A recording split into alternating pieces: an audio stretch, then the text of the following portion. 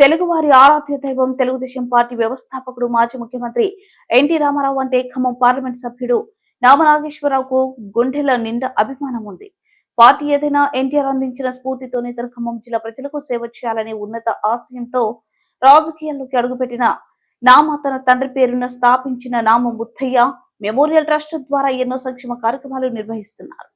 ఎన్టీఆర్ వర్ధంతి సందర్భంగా గురువారం తాను స్థాపించిన నామ ట్రస్ట్ ద్వారా కాల్వ ఒడ్డు దగ్గర ఎన్టీఆర్ విగ్రహం వద్ద ఎంపీ నామనాగేశ్వరరావు అన్నదానం చేయించారు.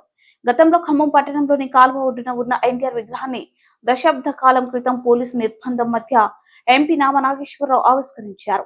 ఎన్టీఆర్ అంటే ఎంతో అభిమానించి ఆరాధించే నామనాగేశ్వరరావు నాడు పోలీసులు అడ్డుకున్న కార్యకర్తలతో కలిసి వచ్చి ఎన్టీఆర్ విగ్రహాన్ని ఆవిష్కరించి పూలదండ వేసి నివాళులర్పించారు. నాడు ఎన్టీఆర్ విగ్రహాన్ని ఆవిష్కరించేందుకు ఆయన విగ్రహానికి పూలదండ వేసేందుకు కూడా అప్పటి ప్రభుత్వం అనుమతి నిరాకరించి పోలీసులతో నిర్బంధం ఏర్పాట్లు చేసింది.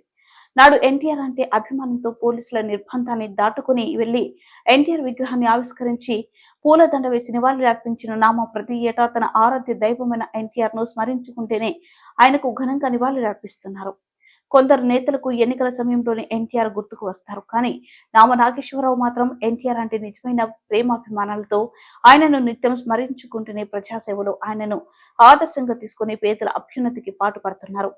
ఖమ్మం పార్లమెంటు సభ్యుడిగా 2 సార్లు పనిచేస్తున్న నామ ఖమ్మం పార్లమెంటు పరిధిలోని ఖమ్మం, మధుర, పాలేరు, వైరా, సత్తుపల్లి, అశ్వరావుపేట, కొత్తగూడెం అసెంబ్లీ నియోజకవర్గాల పరిధిలోని ప్రజల అభ్యున్నతికి ఖమ్మం పార్లమెంటు నియోజకవర్గ ప్రగతికి పాటుపడుతున్నారు.